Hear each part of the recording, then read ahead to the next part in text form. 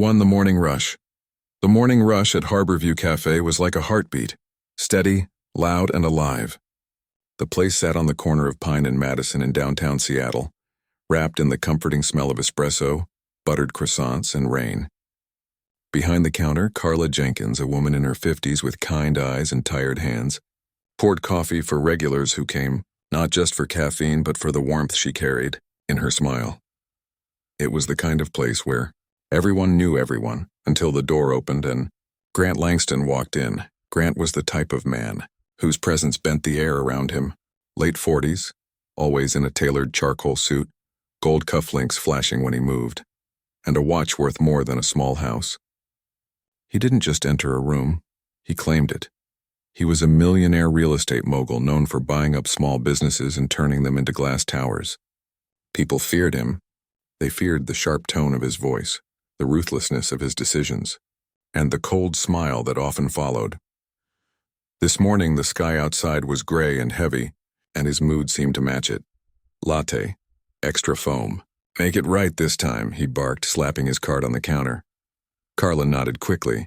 Yes, Mr. Langston. Right away. But her hands trembled slightly as she reached for the milk jug. She had served him before. He was never kind. Behind her, a young woman with smooth brown skin and bright, attentive eyes watched silently. Her name was Isabella Isa Monroe, 24 years old, new in town, new at the job, and new to the way this city worked. It was her first week at Harborview. The spilled sugar Grant checked his watch impatiently. Do you people always move like this? I've built skyscrapers faster than you can steam milk. Carla forced a polite laugh, hoping to diffuse the tension. Almost ready, sir. But as she reached across the counter, her elbow brushed a jar of sugar. It tipped, fell, and shattered. White crystals scattered across the counter like snow. Grant froze. Then slowly he turned his gaze toward her. The cafe fell silent. Even the grinder seemed to pause mid-whir. Pick it up, he said quietly. Carla blinked. I'll get a broom, sir. I said pick it up. His voice was low, cutting. The kind that didn't need to shout to humiliate. You made the mess, pick it up. With your hands. A couple in the corner exchanged glances. A young student lowered her laptop screen, watching. No one moved. Carla bent down, her hands trembling. The sugar stuck to her palms, glittering like frost. Grant smirked. Pathetic. You people think customer service means charity. Maybe if you worked as hard as you whine, you'd own something by now. Sir, she whispered. Please, I didn't mean. Don't talk. Just clean. He kicked a few grains off the counter with his polished shoe, grinding them into the floor. That was when Isa's tray of cups clinked against the counter, a sound that broke through the hush like thunder. She set it down, wiped her hands on her apron, and stepped forward. The voice that cut through fear. Excuse me, Isa said quietly. Grant turned his head slowly. His brow furrowed as though offended that someone had dared to speak without permission. You talking to me? Yes, Isa said, her tone steady. She's doing her best, sir. You don't need to talk to her like that. The cafe froze again. Carla's eyes widened in horror. Mark, the manager, nearly dropped the pastry tongs. Grant's lips curled into a thin smile. You're new here, aren't you? Yes. Then you don't know who I am. Isa met his eyes. I know enough. Grant leaned on the counter, his cologne heavy in the air. I own 3 buildings on this block. One call and this little cafe could be gone by tomorrow morning. Do you really want to test me? Isa didn't flinch. You could own the whole city, she said softly. Still wouldn't make you better than her? A low murmur ran through the room. Someone whispered, oh no. Grant's jaw tightened. You're awfully brave for someone making minimum wage. I'm not brave, Isa said. I just know when something's wrong. He slammed his palm on the counter. Cups rattled. Carla gasped. But Isa didn't move. Grant leaned closer, his voice dripping venom. You think you can talk back to me and keep this job? Isa's answer was calm, clear, and deliberate. If it means standing up for someone who doesn't deserve to be treated like dirt, then I can live without it. The words hung in the air, heavy, final, and impossible to ignore. The moment that changed.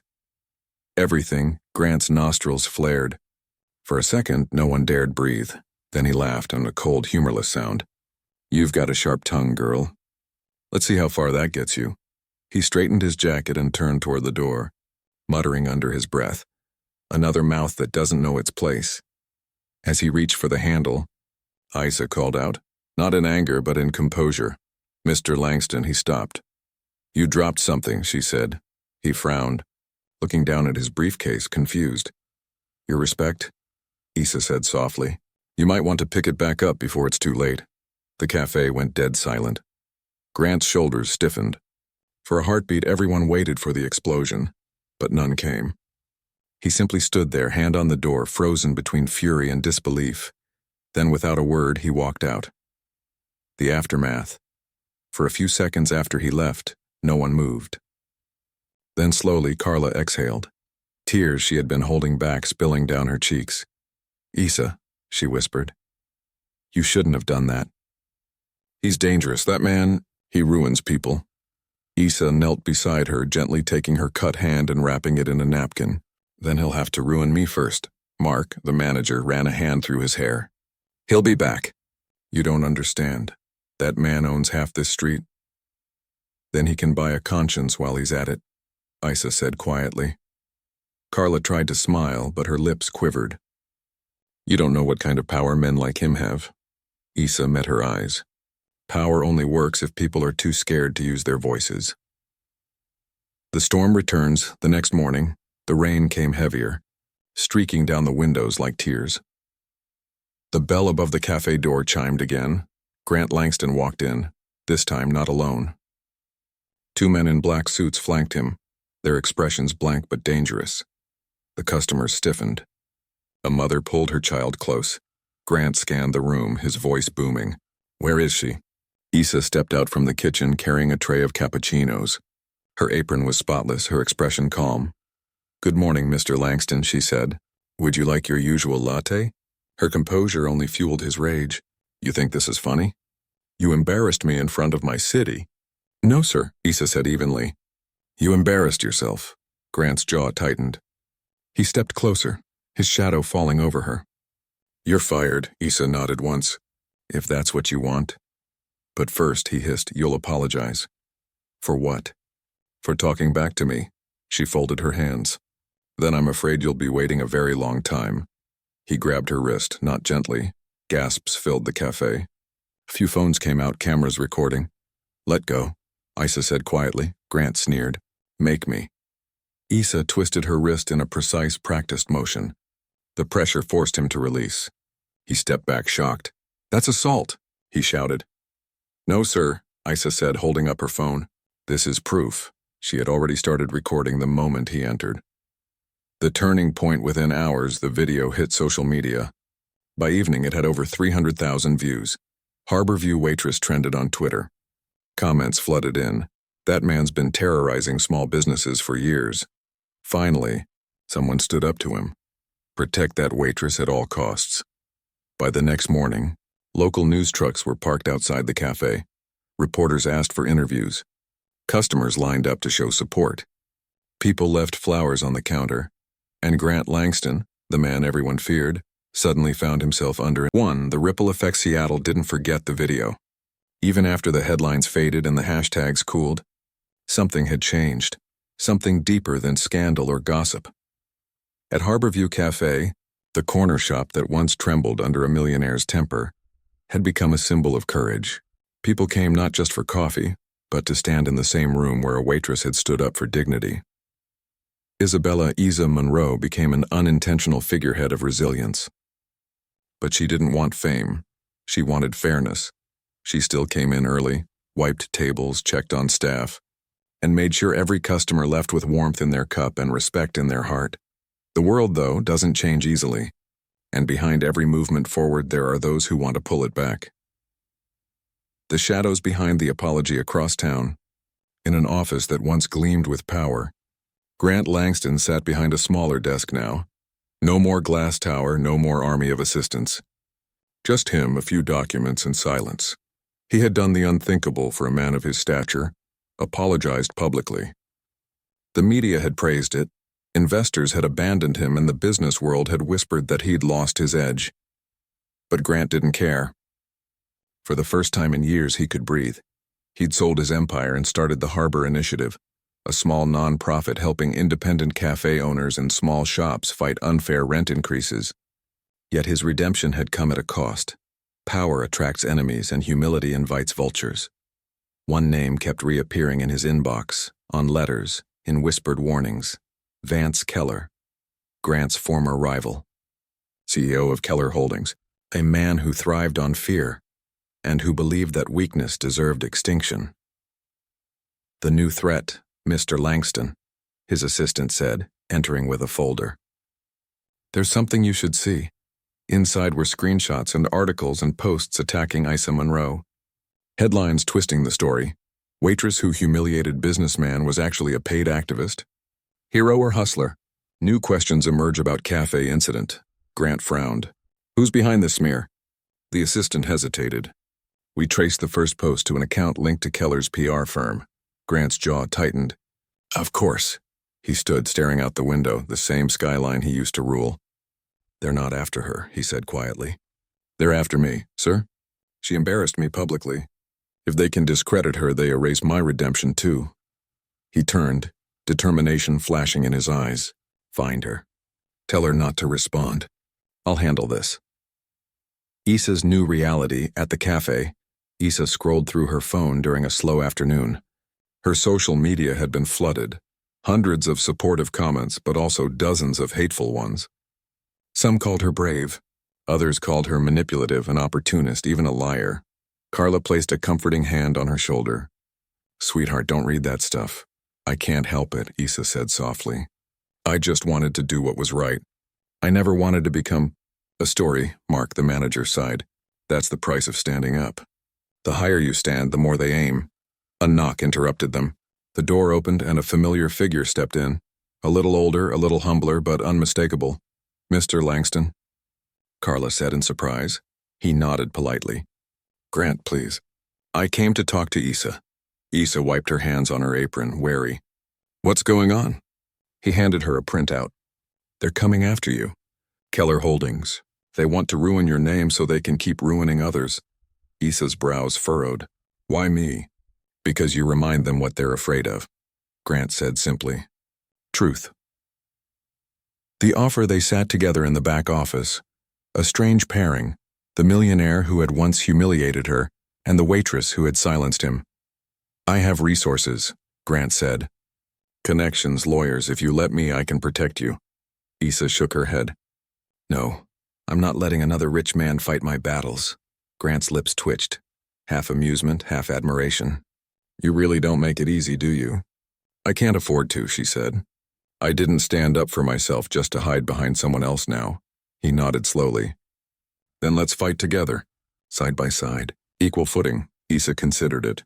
Her instincts told her to be cautious, but her heart told her this was a chance to make something bigger than herself, to make her courage matter. All right, she said. We fight together. Grant extended his hand. Isa shook it. That handshake would become the beginning of something neither of them expected. A partnership that would test their beliefs, their patience and their pasts. Fire and backlash within a week. Keller's campaign intensified. Anonymous accounts spread rumors about Isa. Edited videos tried to frame her as violent, arrogant, ungrateful. But instead of hiding, Isa responded with calm dignity. She recorded a short video, simple, honest, and raw. I'm not a hero, she said. I'm just someone who saw wrong and couldn't stay quiet. If that makes me the villain to people who profit from silence, so be it. The video went viral overnight. Millions watched it. Reporters replayed it, and suddenly, the narrative shifted again, not because of money or power, but because of truth. Grant watched the clip on his phone, a rare smile forming. You've got something they'll never have, he said aloud. Integrity. But as the light of that truth spread, the darkness doubled down. The setup one rainy evening, Isa was closing up the cafe alone. The others had gone home early because of the storm. The lights flickered. A chill ran through her spine. Then a crash from the back alley. She froze, then grabbed her phone and flashlight, stepping toward the door. When she opened it, she saw two men, both in suits, both strangers, spray painting the back wall of the cafe. The letters gleamed under the rain. Fraud. Hey, she shouted. They turned and ran, their footsteps splashing through puddles. Isa chased after them, but one turned suddenly, shoving her hard. She stumbled, hitting the wet ground. Her phone fell, cracking against the pavement. Before she could move, one of them hissed, "Back off, waitress. You don't know who you're messing with." Then they disappeared into the dark. Isa sat there, rain mixing with tears on her face, her clothes soaked, her heart pounding with fury, not fear. She whispered to the night, "You'll regret underestimating me." A new flame the next morning. The graffiti was gone, painted over before dawn by a group of volunteers. Word had spread fast.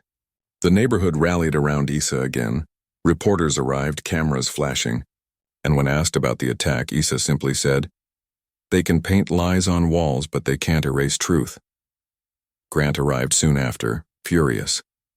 "I told you they'd try to scare you." "I'm not scared," Isa said, tightening her apron. "I'm angry." "There's a difference," he exhaled. "Then let's channel that. Keller's company has a charity gala next week. Public, press everywhere. I've been invited, but they don't know you'll be my guest." Isa raised an eyebrow. "You're taking a waitress to a Millionaire's gala?" Grant smiled faintly. "I'm taking the woman who silenced one." And the gala, the ballroom glittered with chandeliers and hypocrisy. Men in tuxedos laughed too loudly. Women in gowns traded compliments sharp as knives. Cameras flashed. When Grant Langston walked in with Isa Monroe on his arm, conversation stopped. She wore a simple black dress, elegant but understated. No diamonds, no silk, just quiet confidence. Keller himself was at the center of the room, drink in hand, grin wide. "Well, if it isn't the ghost of scandals past," he said loudly when they approached. "And the waitress who taught manners." Chuckles rippled through the crowd. Isa met his gaze calmly. "Funny. I thought this was a charity event, not a circus." A few guests coughed, hiding smiles. Keller's grin faltered. "Careful, Miss Monroe. Not every story gets a happy ending." "Maybe not," Isa replied, "but every truth finds its way out eventually." The tension was electric. Cameras clicked. And though neither of them knew it yet, the footage of that exchange would spark another storm, one that would shake the city all over again. The night of revelation, as speeches began and champagne flowed, Isa slipped away to a quieter corner. Grant joined her a moment later. "You handled him better than half this room could," he said. She smiled faintly. "He reminds me of someone I used to know." Grant chuckled softly. "Fair enough." Suddenly, a staff member approached, whispering urgently in his ear. Grant's expression changed instantly. "What is it?" Isa asked. He pulled out his phone, showing her a message that had just come through. A photo of a file labeled, "The Harbor Initiative, Internal Investigation." Below it, a line of text. "You think you can play the hero? You forgot who taught you how to be the villain." BK Isa's heart sank. "He's coming for you now." Grant's eyes hardened. "Then let him come." The breaking point. The next morning, Keller's company leaked documents claiming Grant's new nonprofit was misusing funds. It was false, of course. Fabricated data, fake receipts, but perception spreads faster than proof. In hours, social media exploded again. The repentant millionaire is a fraud. The waitress's savior caught stealing donations. Isa stormed into Grant's office. "Why didn't you tell me this could happen?" "I didn't think they'd go this far," he admitted. She slammed her hands on the desk. "They're using me, Grant. My name's in those articles. My face is in every thumbnail." He stood, guilt heavy in his eyes. "I'll fix this." "I swear," she shook her head. "No, we'll fix it, together, like we said." Grant nodded slowly. "Then it's time we show them who we really are." The reversal that night, Isa appeared on 1. A new beginning. 6 months had passed since the fall of Keller Holdings. Seattle had changed, not in skyline or sound, but in something quieter, deeper. The Harbor Initiative had become a national name. The little cafe where a waitress once stood up to power was now a landmark, a symbol of human dignity. Isa Monroe had gone from a waitress to a voice, not famous for fame's sake, but respected for courage. She didn't chase interviews. They found her. She didn't rehearse words. She spoke them from her soul, and people listened. At 25, Isa was now the youngest regional director of the Harbor Initiative, helping small businesses recover from predatory corporations. But every night when she returned home to her small apartment above the flower shop, she would still wipe the counter, boil tea, and whisper to herself, "Stay humble. Stay human." 2. Grant's quiet redemption. Grant Langston had learned what it meant to start over. His name was no longer written on skyscrapers. It was whispered in communities rebuilding from his old ways. He had changed the way he worked, the way he walked, the way he spoke to those he once ignored. Every morning he drove to a modest office with a chipped desk and coffee machine that groaned like an old engine. And he liked it that way. But he also knew that the world rarely forgets a fallen giant. A man once feared is not easily forgiven. And some people wanted him to pay more than once.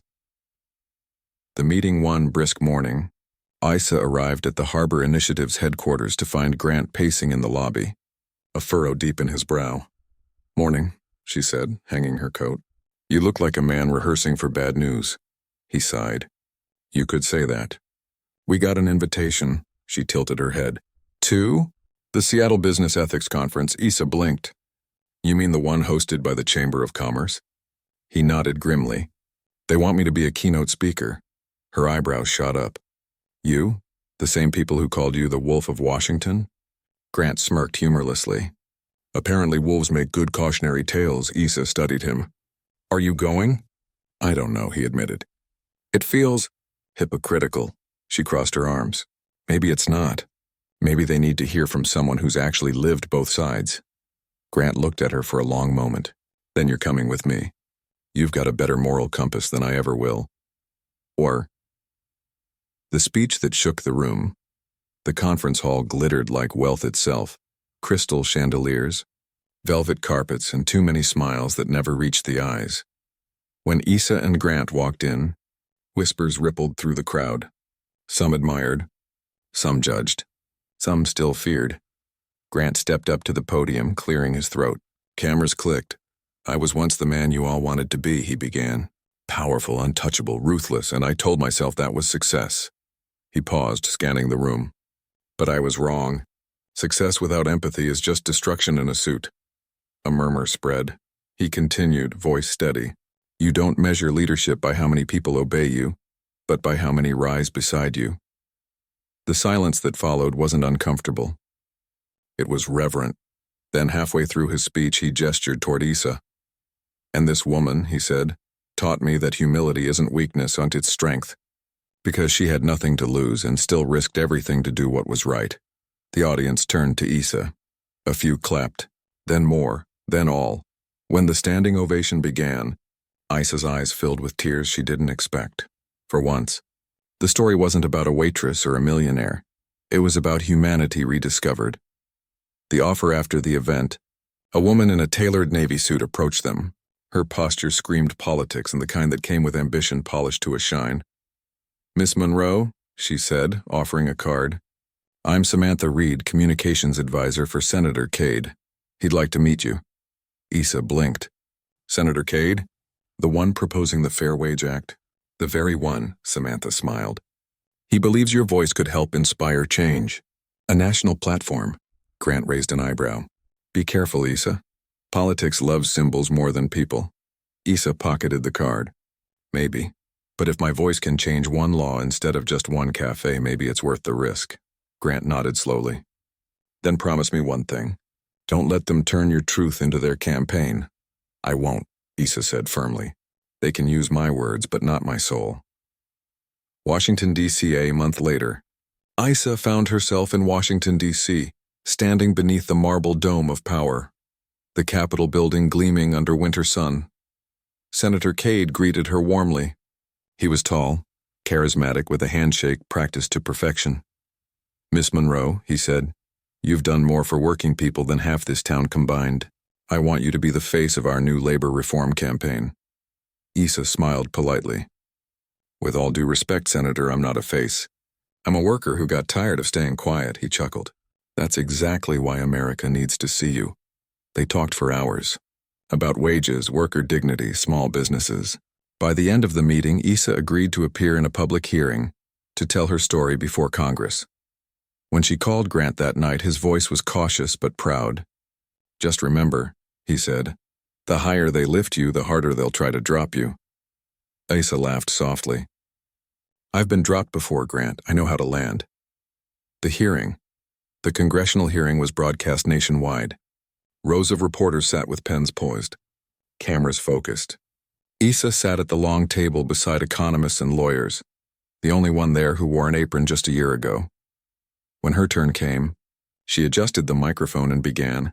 "My name is Isabella Monroe," she said, "and I'm not an economist or a lawyer or a politician. I'm a worker. And a year ago I learned something powerful. Respect is a right, not a privilege." She told the story of Harborview Cafe, of spilled sugar, of silence broken, of power humbled. She didn't dramatize. She just told the truth, and the room listened. Even the senators who came prepared to dismiss her leaned forward, silent. When she finished, the room erupted in applause, rare in Congress. The clip spread across the internet within hours. People called her the voice of the working class, but with fame comes a new kind of danger. The knife in the gift box weeks later, Isa received a package at her D.C. hotel. A note sat on top. "Congratulations, Miss Monroe. You've made powerful friends and even more powerful enemies." Beneath it was a recording drive. She plugged it in. The file was an audio conversation, Grant's voice and Keller's, recorded months before his arrest. "Keller, you think a waitress will fix your image?" Grant, "She'll fix what you broke." Keller, "Or you'll both burn trying." Then a click, and silence. Isa frowned. The timestamp was altered. Someone had edited it to make it sound as if Grant had been plotting with Keller all along. Within hours, anonymous accounts began leaking it online, claiming the entire Harbor initiative was built on lies. The smear was back, bigger, sharper, and now aimed at both of them.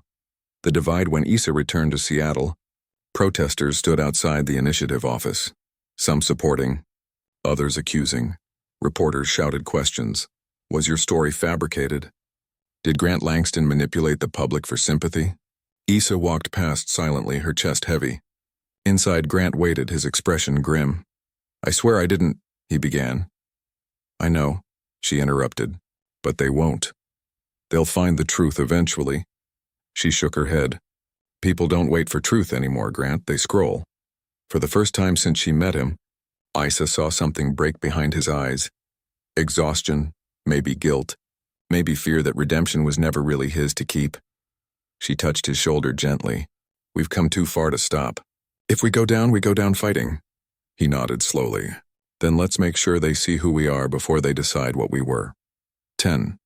The documentary. A young filmmaker named Maya Trenton approached them with an idea. "Let me tell your story. The real one. No spin, no script. Just truth." Grant hesitated. "Truth gets edited in the wrong hands," Maya smiled. "Then keep it in yours. You'll approve every frame." Isa looked at him. "We've already lived it once. Maybe it's time to show them what it really looked like." They agreed. For months, cameras followed them, not glamorizing, but humanizing. The film captured late nights, community meetings, Grant quietly delivering groceries to elderly tenants, Isa mentoring cafe owners on fair contracts. When the documentary, Harbor Light, The Waitress and the Wolf, premiered online, it broke every expectation. Within 3 days, it hit 20 million views. The truth, raw and unfiltered, reclaimed the story. The award months later, Isa and Grant were invited to New York for the Global Humanitarian Awards. When Isa stepped onto the stage, the applause was thunderous. "This," she said into the mic, "isn't an award for me. It's for every person who ever said no when they were told to stay quiet. It's for the janitors, the baristas, the drivers, the mothers, the ones whose voices built this world and were never heard." She looked at Grant in the front row. "And it's for the ones who learned that power means nothing without empathy." Grant's eyes glistened. For once, he didn't hide it. The quiet. After the applause that night, they walked through Central Park in silence, city lights painting the trees gold. "Funny," Isa said softly. "A year ago, I was just trying to survive a shift. Now we're here," Grant chuckled. "And 1. The weight of power. 2 years after that morning at Harborview Cafe, Isabella Issa Monroe had become something she never planned to be. A public figure. Her speeches played in classrooms. Her quotes appeared on posters. Her story was taught in leadership workshops. People called her the voice of the working class. But she never saw herself that way. "I'm just someone who didn't stay quiet," she'd tell journalists. But the truth was, silence had its own gravity, and speaking out came with weight. In Washington, she sat at long mahogany tables, surrounded by politicians whose smiles were too polished to trust. She'd learned to read the language of the powerful, the way they nodded without listening, the way they praised to distract, the way they twisted good intentions into profitable agendas. Every day, she missed the smell of coffee beans, the chatter of morning customers, and the honesty of a life not lived under headlines. And sometimes, when she stared out from her office window in D.C., she'd whisper to herself, "Power doesn't change who you are, it reveals who you've always been." The call that evening, Issa's phone rang. She didn't need to check the caller ID. The voice on the other end carried both gravel and warmth. "Still fighting dragons, huh?" "Grant," she said, smiling. "Some dragons learn to wear suits," he chuckled. "You're making waves again." "Saw the press conference. You stood your ground. I told the Senate that if they passed a bill that looked good on paper but starved real workers, I'd expose it publicly." Grant whistled softly. "You do realize they could bury your career for that?" "Maybe," Issa said. "But if my career depends on staying silent, it's not worth keeping." He paused, admiration in his voice. "You haven't changed." "Neither have you," she replied. "Still calling from that tiny office?" "Upgraded to a slightly larger broom closet," he said. "But hey, it's mine." They both laughed. Then his tone softened. "You sound tired." "I'm worried," Issa admitted. "There's something off about this new bill. Hidden clauses, private donors, companies trying to sneak in amendments that undo everything we've worked for. Then follow the paper trail." Grant said simply, "You taught me that truth leaves footprints. Find them." 3. The hidden clause. For the next week, Issa and her small team dug through hundreds of pages of legal jargon. Most of it was dense, deliberate, and dull, exactly how corruption liked to hide. Then one night, her assistant Naomi gasped. "Issa, look at this." Buried on page 746 in language that seemed harmless was a clause allowing corporations to self-regulate wage adjustments in times of economic fluctuation. It sounded bureaucratic, but in plain English, it meant companies could lower worker pay anytime they claimed economic stress. It would undo everything the Fair Wage Act stood for. Issa felt her pulse spike. "Who wrote this?" Naomi pointed to a name in the digital signature list. "It was added by Senator Cade's Finance Committee." Issa stared at the name. Cade, the same senator who had invited her into this fight. The man who had called her a symbol of honesty. Her stomach twisted. "Naomi," she said quietly, "pull the donor list. Every name connected to this bill." Within hours, the truth began to unfold. The funding came from a familiar source. Keller Holdings, the same company that had fallen years ago. The same empire whose corruption Issa and Grant had exposed, except now it had rebranded under a new name, the Ethel Group, and their top consultant, Vance Keller's son, Thomas Keller. The betrayal. The next day, Issa confronted Senator Cade in his office. Cameras weren't allowed there. Only truth and tension filled the air. "Senator," she said, holding up the document, "this clause reverses every protection we fought for. Did you approve this?" He didn't flinch. "Politics is compromise, Miss Monroe." "This isn't compromise. It's betrayal." Cade sighed, setting down his pen. "You don't understand how Washington works. You push too hard, the donors pull their money. And when they pull, nothing passes at all. Then let it fail," Issa snapped. "Better no law than a corrupt one." His expression hardened. "That's easy for you to say. You've got your fame. I've got constituents who need funding." "You mean your career," she said coldly. "Not your people." He rose, adjusting his tie. "Don't lecture me, Miss Monroe. You're useful because you make headlines. Don't make me turn them against you." Issa's heart clenched. She saw it in his eyes, the same arrogance she'd once seen in Grant years ago before he changed. But this time she didn't tremble. She turned to leave. "You'll regret underestimating the girl who used to serve coffee." The leak that night, Issa called Grant. They're resurrecting Keller's corruption under a new name, she said. And Cade's in on it. Grant's voice darkened. Then we expose him. But how? The same way we always have, with light. Within days, Grant used his contacts to trace Ethel Group's shell companies, fake charities, and hidden accounts. The deeper they looked, the uglier it got. Lobbying funds, offshore accounts, manipulated tax credits. They compiled everything into one file. And Issa, against every political warning, uploaded it publicly with a message. If protecting people makes me a threat, then I accept the title. The post went viral. Within hours, major news outlets ran the story. Senator Cade denied involvement, but the evidence was undeniable. Grant watched the chaos unfold from his office, pride and dread mingling. He knew Issa had done the right thing, but rightness doesn't protect you from backlash.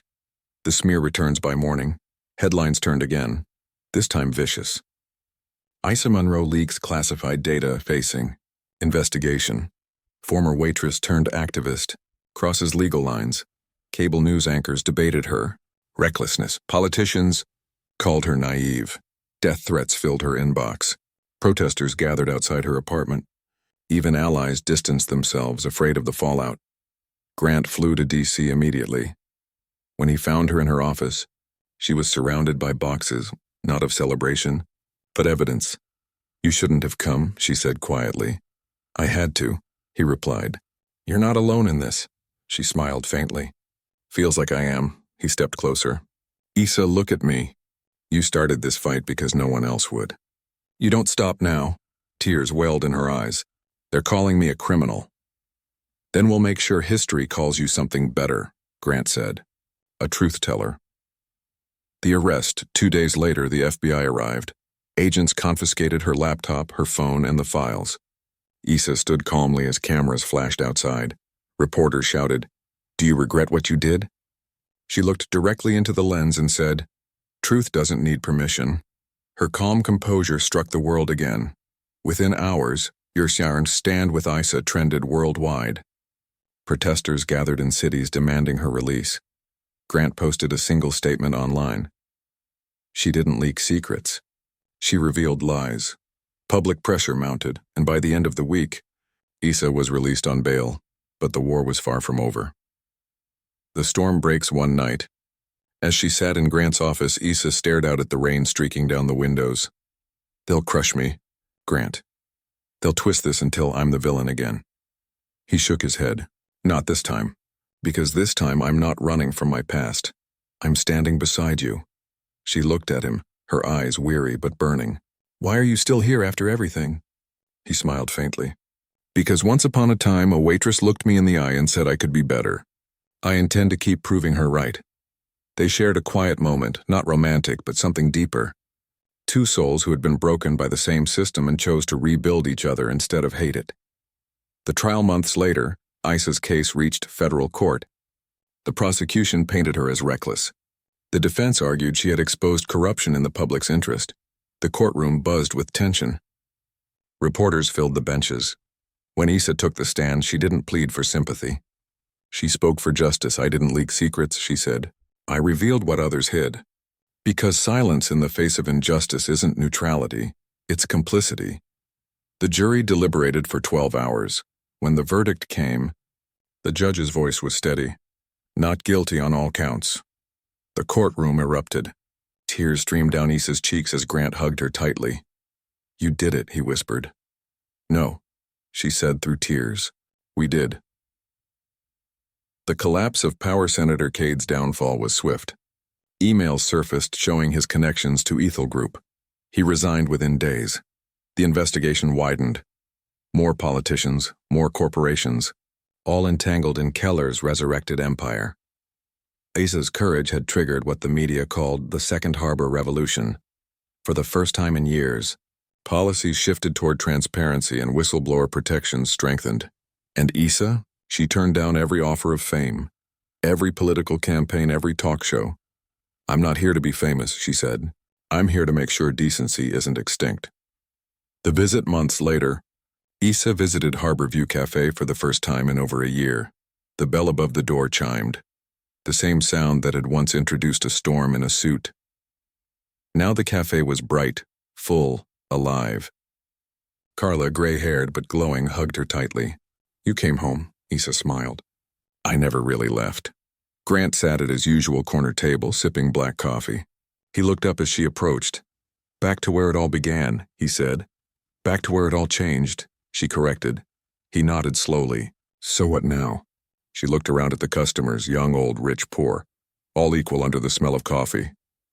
"Now," she said softly, "we teach others to spill their own sugar and clean it with pride."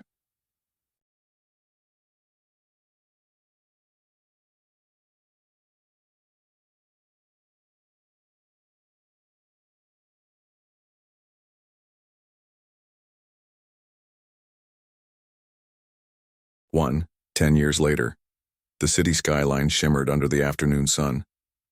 Glass towers that once represented greed now gleamed with purpose, many of them housing branches of the Harbor Light Institute, the organization Isabella Isa Monroe had built from the ashes of her fight. 10 years had passed since the day she stood in a cafe and told a millionaire he'd crossed the line.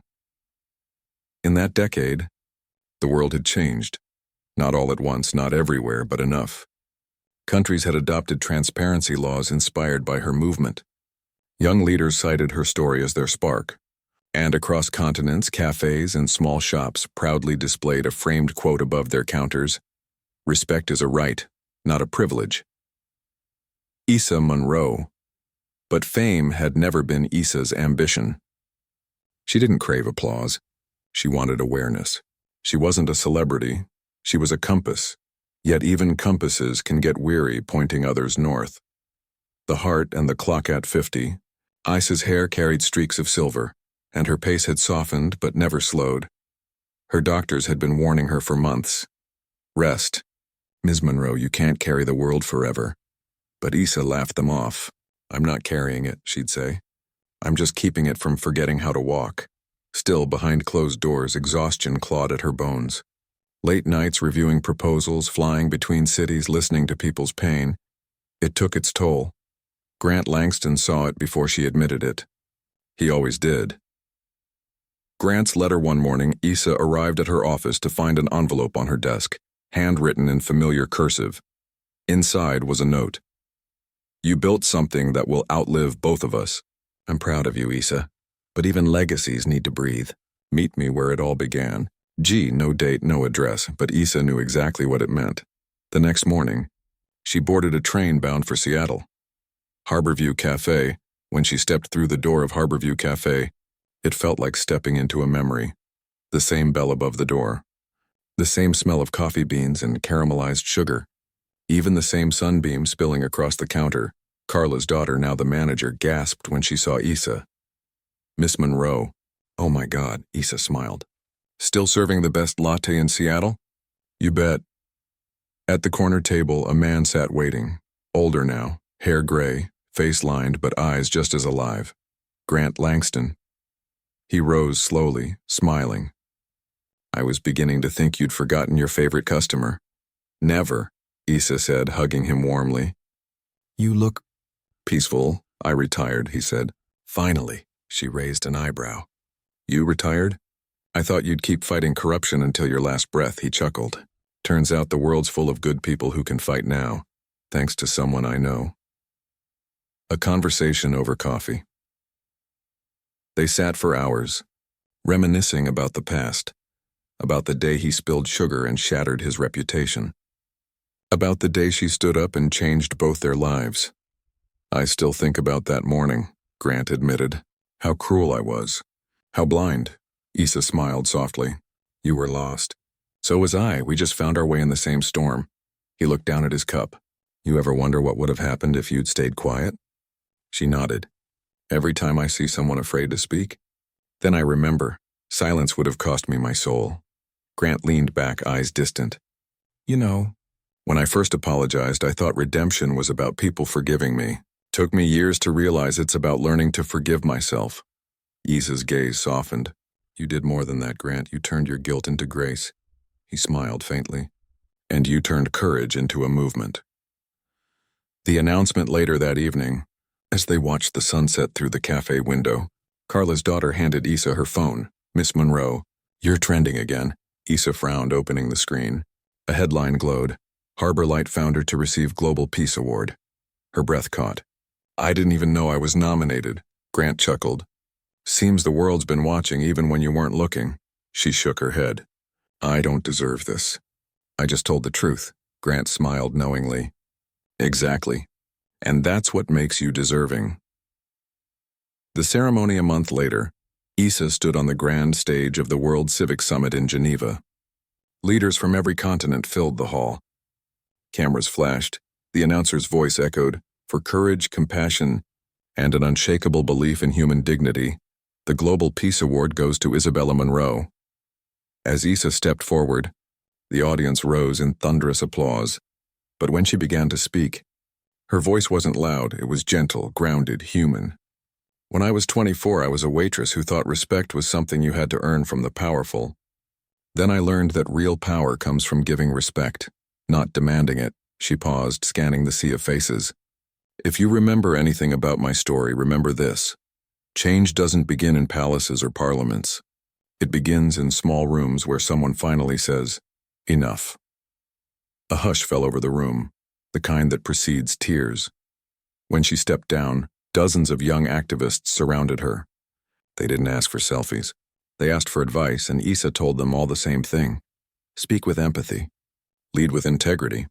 And when the world tells you to sit down, pull up another chair. Here, the final lesson weeks later, Issa returned to Seattle again. This time the trip wasn't for meetings or awards. It was for peace.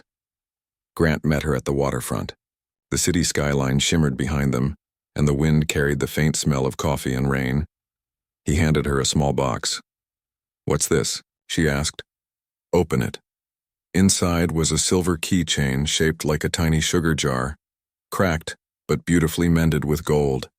It's Japanese kintsugi, Grant said softly. They repair broken things with gold to show that the break made them more beautiful. Issa's throat tightened. Grant. He smiled faintly. That jar you stopped me from spilling all those years ago, it broke both of us. But we mended.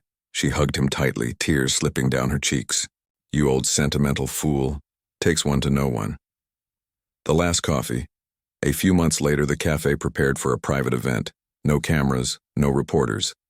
Just a few old friends, colleagues, and students gathering to honor Issa's lifetime of service. Carla's daughter lit a candle near the counter.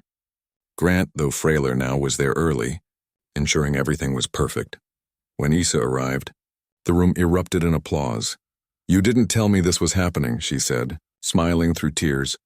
It's not a ceremony, Grant said. It's gratitude from all of us. He raised his cup. To the woman who taught the world how to stand. Everyone lifted theirs. To Issa, she laughed softly, holding up her cup. To all of you, because one voice may start the echo, but it takes 1,000 hearts to keep it ringing. They drank, laughed, shared stories, and not of battles, but of beginnings. The quiet farewell later that night, Grant and Issa sat by the window, the same seat where their story began. The rain tapped softly on the glass. You know, Grant said. His voice weaker. I think we finally did it. Did what? Issa asked. Proved that decency can still win. Issa smiled. We didn't prove it. We just reminded people it existed. They sat in silence, the kind that feels like peace. When the cafe lights dimmed, Issa rested her hand over his. Thank you, Grant, for believing in redemption. He smiled faintly. Thank you for showing me it was possible. That was the last night the two ever sat together at Harborview. A week later, Grant passed away peacefully in his sleep. A note on his desk that read, Tell her the world is still listening. The foundation of tomorrow, months after Grant's passing, Issa renamed the main building of the Harbor Light Institute, the Langston Center for Ethical Leadership. At the dedication, she spoke through tears. He once spilled sugar to prove his power. Then he spent the rest of his life sweeping it up, to prove his heart. The audience stood in silent respect. Issa placed the golden-edged keychain on the podium. He taught me that redemption isn't found in grand gestures. It's found in consistency. Oh. The final speech years passed. Issa grew older, her walk slower, but her eyes still burned bright. When she gave what would become her last public speech, the hall was packed with young faces eager to hear her. She stood before them, her voice soft but steady. Once upon a time, a man used fear to control a room. And a young waitress decided that silence was no longer safe. That day I learned something that took me a lifetime to understand. Courage isn't the absence of fear. It's the decision that kindness matters more. She looked at the crowd, faces from every race, age, and background. If